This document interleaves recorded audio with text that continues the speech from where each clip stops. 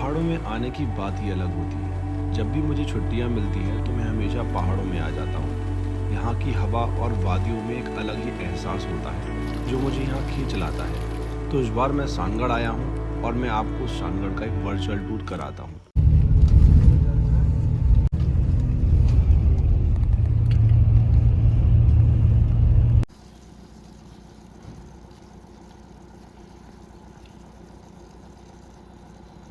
तो गाइज आप और टनल से एक बस मिल जाएगी। यहाँ पे बस स्टैंड बना हुआ है जहाँ से शोजा के लिए, जीबी के लिए और सैंज वैली के लिए कई सारी बसें जाती हैं। और तो 45 से 40 के बीच में पर पर्सन के हिसाब से चार्जेस हैं। तो मुझे ये बस सैंज वैली तक लेकर के जाएगी, फिर सैंज वैली से मैं शानगढ़ जाऊँगा। और बस स्टैंड पहुंचने के बाद हमने बस का टिकट लिया सांझ वैली तक का, जिसके चार्जेस 45 रुपीज़ पर पर्सन थे। फिर हम निकल पड़ते हैं खूबसूरत और डिफिकल्ट रास्तों को एक्सप्लोर करते हुए सांझ वैली। सांझ वैली पहुंचने के बाद हमने कैब की सानगढ़ विलेज तक के लिए, जिसके चार्जेस 800 रुपीज़ थे। कैब वाले भैया का नाम टपेराम जी था। काफ़ी यूनिक नेम था और उनके साथ बातें करके बहुत ही अच्छा लगा। काफ़ी कुछ सीखने को मिला और फाइनली हम अपने हॉस्टल तक पहुंच जाते हैं।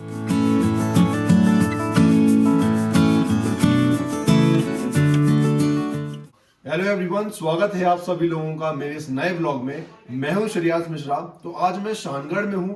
हिमाचल की बहुत ही खूबसूरत जगह है, एक ऑफबीट प्लेस है हिमाचल में जिसका नाम है शानगढ़। तो बहुत ही इजी तरीका है शानगढ़ आने का, लेकिन रोड बहुत ही डिफिकल्ट है और शानगढ़ बहुत ही खूबसूरत है। तो रास्ता जितना ही मुश्किल है उतना सुंदर ये जगह भी है। तो शानगढ़ आने के लिए आपको दिल्ली से औट तक के लिए एक बस कर लेनी है, जो कि आपको इजीली मिल जाएगी। औट तक के लिए बस, तो औट से फिर आपको सुबह एक लोकल बस चलती है यहाँ पर पर्सन 42 रुपीज चार्जेस हैं। तो इजीली आप उससे आ सकते हैं। सुबह 2 से 3 बस चलती है, तो आप उसको पकड़ करके यहाँ पर आ सकते हैं। तो सांझ वैली से फिर आपको एक कैब करनी होगी। 15-16 किलोमीटर बचता है शानगढ़। तो सांझ वैली से शानगढ़ विलेज आने के लिए हमें एक कैब करनी होती है। तो कम से कम उसके जो प्राइजेस हैं 800 रुपीज आपको वो कैब मिल जाएगी। तो इस तरीके से आप शानगढ़ आ सकते हैं और यहाँ की खूबसूरती को एक्सप्लोर कर सकते हैं। तो गाइस, जिस प्रॉपर्टी में मैं रुका हूँ उसका नाम है द हॉस्टलर। बहुत ही अमेजिंग प्रॉपर्टी है और इसके कई सारी जगह ब्रांचेस भी हैं। लास्ट टाइम मैं शोजा में रुका था द हॉस्टलर में, वो बहुत ही अमेजिंग प्रॉपर्टी थी। उसके सामने का व्यू भी बहुत ही ज़्यादा अमेजिंग था। यहाँ पर मैं शानगढ़ में भी द हॉस्टलर में रुका हूँ और इसके सामने का व्यू भी बहुत ही ज़्यादा अमेजिंग है, बहुत ही क्रेजी व्यू है। तो मैं आपको दिखाता हूँ और इस प्रॉपर्टी का एक छोटा सा टूर कराता हूँ। तो आप देखेंगे ये नीचे एक रिसेप्शन एरिया बना हुआ है और स्टेयर्स से हम ऊपर आते हैं तो एक कॉमन स्पेस है। और हम देखें यहाँ पर कई सारे डॉम्स बने हुए हैं और सामने बहुत ही खूबसूरत व्यू भी है। आप देखें यहाँ पर बहुत ही ब्यूटीफुल तरीके से पूरा ये वुडन और मड से बना हुआ है। तो आप देखेंगे यहाँ पे कई सारे डॉम्स बने हुए हैं। तो ये मेरा वाला डॉम है। तो यहाँ पर बहुत ही खूबसूरत है ये, बहुत ही अच्छी तरीके से बनाया है। पूरा प्योर वुड और मड से बना हुआ है। अब आप आगे देखें, यहाँ पे बहुत ही खूबसूरत ये बालकनी है और इसके सामने का व्यू भी बहुत ही ज़्यादा खूबसूरत है। तो ये व्यू ज़्यादा अच्छा लगा मुझे, क्योंकि ये जहाँ पर ये हॉस्टल बना हुआ है वहाँ से ये व्यू काफ़ी अच्छा नज़र आता है।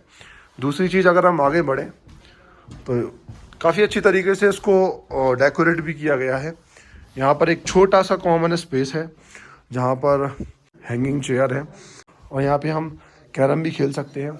बहुत ही खूबसूरत तरीके से बुक्स भी रखी हुई हैं, तो अगर हम चाहें तो बुक्स भी पढ़ सकते हैं। खैर, मैं तो यहाँ घूमने आया हूँ, बुक्स पढ़ने का इतना टाइम है नहीं। और सामने ये बहुत ही खूबसूरत, वाओ, अमेजिंग।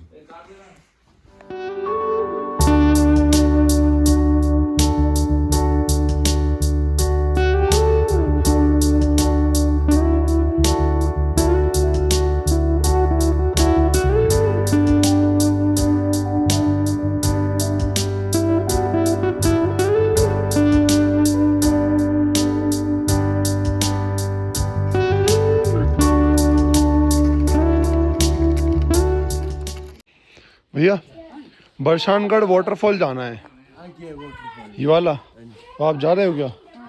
साथ में चलो, मुझे गाइड कर देना।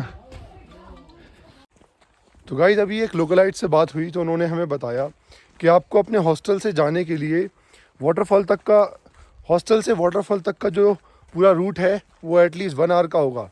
तो आपको 1 आवर का पूरा ट्रैक करना होगा, वरना 1 घंटे का पूरा ट्रैक करना होगा, और 1 घंटे का पूरा ट्रैक करने के बाद तब जा कर के आप वाटरफॉल तक पहुंच सकते हैं।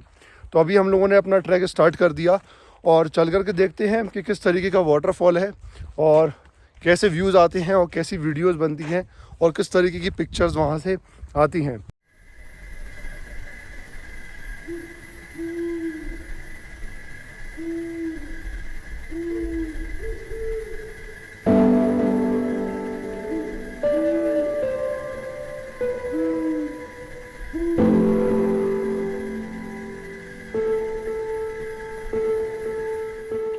आप यहाँ पे पहाड़ों में जब भी आएंगे तो आप देखेंगे दूर दूर पहाड़ों में बहुत ही ज़्यादा डिस्टेंस पर जो घर बने होते हैं।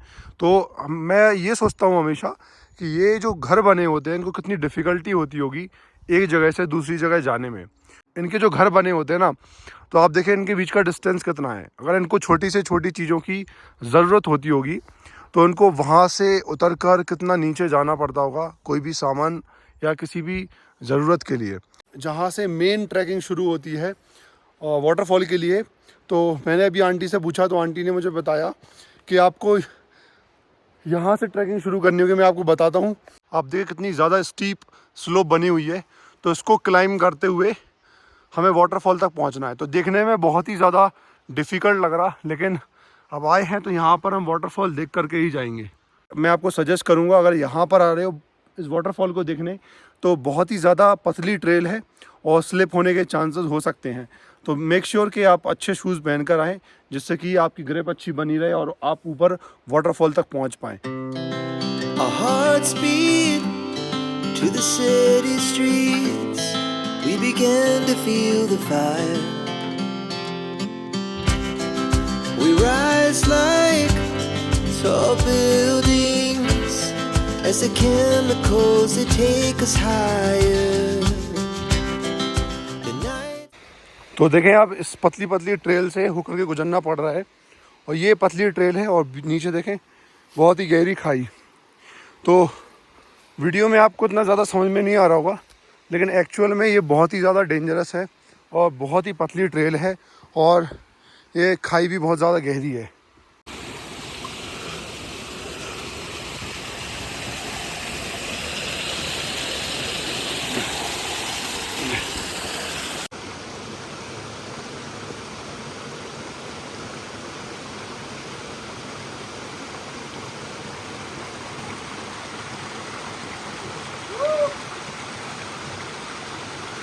तो फाइनली हम वाटरफॉल तक आ गए। तो वाटरफॉल तो काफ़ी, जो ट्रैक था बहुत ही ब्यूटीफुल था और थोड़ा टफ भी था, लेकिन जो वाटरफॉल जितना अच्छा दिखना चाहिए था उतना अच्छा तो नहीं दिख रहा, क्योंकि काफ़ी दिनों से यहाँ पर बारिश नहीं हुई। तो बारिश की वजह से यहाँ पे पानी बहुत ज़्यादा कम है। तो पानी कम होने की वजह से एक पतली सी स्ट्रीम जो हमें वाटर की दिख रही है, यानी वाटरफॉल की दिख रही है, तो उसी को ही एंजॉय करते हैं।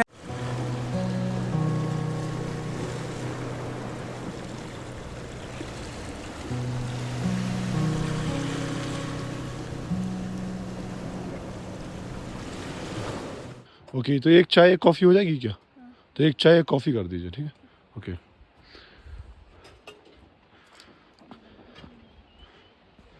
अभी हम वाटरफॉल देख करके आ रहे हैं, तो काफ़ी अमेजिंग एक्सपीरियंस था और थोड़ी डिफ़िकल्ट ट्रैक भी थी, लेकिन बहुत मज़ा आया। अभी नीचे आए तो यहाँ पर एक बहुत ही प्यारी सी लोकेशन पे बहुत ही प्यारा सा ढाबा बना हुआ है, तो वहाँ पर अभी कॉफ़ी ऑर्डर की है। साथ में यहाँ पे आगी भी जल रही थी, तो सोचा थोड़ा सा गर्माहट भी ली जाए। तो यहाँ पर अभी कॉफ़ी पियेंगे, उसके बाद हम अपने हॉस्टल की तरफ बढ़ेंगे। वाटरफॉल से आ रहे हैं, तो वाटरफॉल से आते टाइम पे हम लोग रास्ता भटक गए, और क्योंकि जंगलों में से होकर गए थे और वाटरफॉल से आते समय तब दिन था, उस समय उजाला था, तो सब कुछ दिखाई दे रहा था। अभी हम लोग बड़ी मुश्किल से जैसे तैसे करके रास्ता ढूंढा और जंगलों में से अभी हम लोग भटक गए और एक गलत रास्ते को चूज़ करते हुए हम लोग अपने हॉस्टल पहुंच रहे हैं। तो आप देख सकते हैं कि चारों तरफ घने जंगल है और बहुत ही डिफ़िकल्ट ट्रैक लेकर के, और जिस रास्ते से हम लोग गए थे एक्चुअल में उस रास्ते से तो वापस नहीं आए। लेकिन देखें हमारा हॉस्टल ये था और हम लोग किसी और रास्ते से गए थे, लेकिन लौट किसी और रास्ते से रहे हैं। फाइनली हम अपनी डेस्टिनेशन पे पहुंच गए। ये हमारा हॉस्टल है।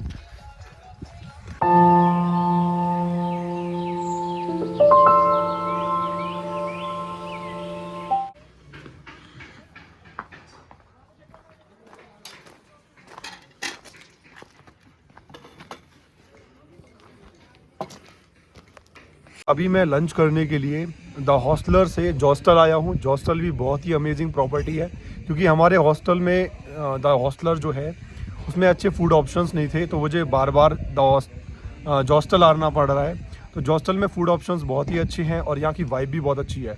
तो मुझसे थोड़ा सा मिस हो गया, मुझे अपना स्टे ऑप्शन जो रखना चाहिए था, यहाँ पर जो बुकिंग करनी चाहिए थी वो जॉस्टल की करनी चाहिए थी, बट अनफॉर्चुनेटली कोई बात नहीं। लेकिन यहाँ जॉस्टल का जो वाइब है बहुत ही अमेजिंग है।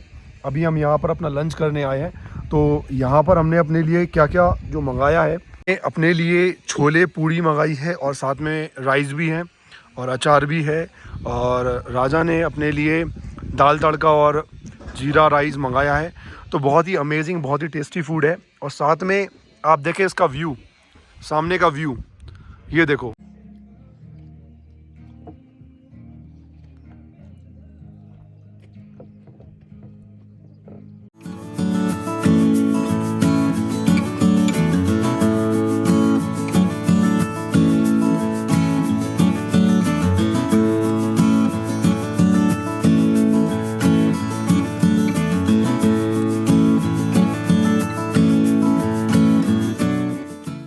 तो गाइस आप देख सकते हैं वहाँ पे ये जो जितना भी प्लेन एरिया दिख रहा है वो मिडो है। तो यहाँ की सबसे जो फेमस प्लेस है और बहुत ही अट्रैक्टिव प्लेस है तो ये मिडो है। एक्चुअली में अभी हमें जो ग्रास दिख रही है वो थोड़ी सी येलोइश दिख रही है, बिकॉज वो थोड़ी अभी सूख चुकी है। काफ़ी टाइम से बारिश नहीं हुई, तो इस वजह से वहाँ पे ग्रास जो है उसका कलर थोड़ा येलोइश हो गया। लेकिन यूजुअली जो रेनी सीज़न के बाद बहुत ही खूबसूरत नज़र आता है मिडो का, काफ़ी अच्छी ग्रीनरी हो जाती है। और अभी हम वहाँ जाने वाले हैं, तो देखते हैं वहाँ से कैसा व्यू नज़र आता है।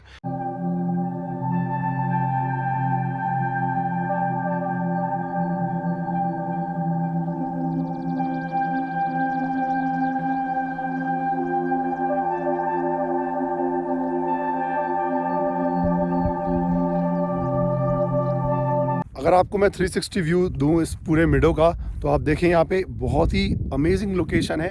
बट ग्रीनरी और स्नोफॉल होती तो काफ़ी ज़्यादा हमें अमेजिंग सीन्स देखने को मिलते, लेकिन अभी भी हमें बहुत ही अमेजिंग व्यू देखने को मिल रहे हैं। तो आप देख सकते हैं मेरे चारों तरफ मिडो का व्यू। तो ये यहाँ का मिडो है, बहुत ही ब्यूटीफुल लोकेशन है ये।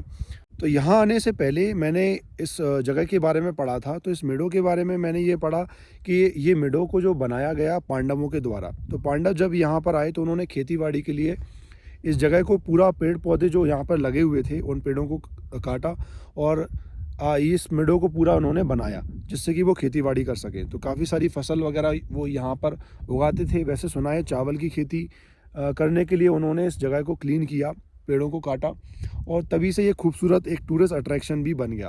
तो चारों तरफ आप देख सकते हैं इस मिडो के चारों तरफ पेड़ है और बीच में आप देखें पूरी खाली जगह पड़ी हुई है। और ये खाली जगह जब यहाँ पर ग्रीनरी हो जाती है या स्नोफॉल हो जाता है तो बहुत ही ज़्यादा खूबसूरत हमें व्यू देखने को मिलता है।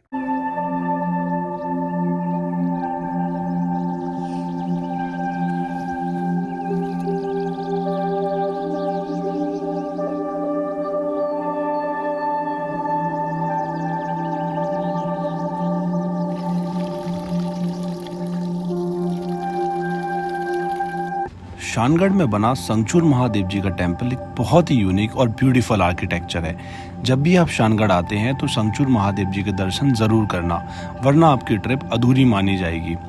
वैसे मैंने सुना है जो भी लव बर्ड्स यहाँ आते हैं तो यहाँ के लोकल्स उन्हें रुकने के लिए जगह देते हैं और साथ में ही यहाँ पर उन्हें सारी फैसिलिटीज़ भी प्रोवाइड करते हैं, और यहाँ पर पुलिस का भी इतना ज़्यादा इंटरफेरेंस नहीं होता है। तो जब भी आप शानगढ़ आते हैं तो महादेव जी के दर्शन ज़रूर करना। तो गाइज शानगढ़ का छोटा सा ये व्लॉग था, आपको कैसा लगा कमेंट सेक्शन में बताना। हमारे पास थोड़ा कम टाइम था शानगढ़ को एक्सप्लोर करने का, क्योंकि यहाँ पे बस की स्ट्राइक होने वाली है, तो स्ट्राइक से पहले हमें अपने घर निकलना है। तो हमारे पास बहुत ही कम टाइम था शानगढ़ को एक्सप्लोर करने के लिए, लेकिन आपके पास ज़्यादा टाइम हो तो शानगढ़ आकर के आप शानगढ़ की ब्यूटी को एक्सप्लोर कर सकते हैं। और किसी भी ऑफबीट प्लेस के बारे में अगर आप जानते हो तो मुझे कमेंट सेक्शन में बताना, जिससे कि मैं उस ऑफबीट प्लेस की वीडियो बना सकूं। और thank you guys for watching this video. मिलते हैं आपसे नेक्स्ट व्लॉग में।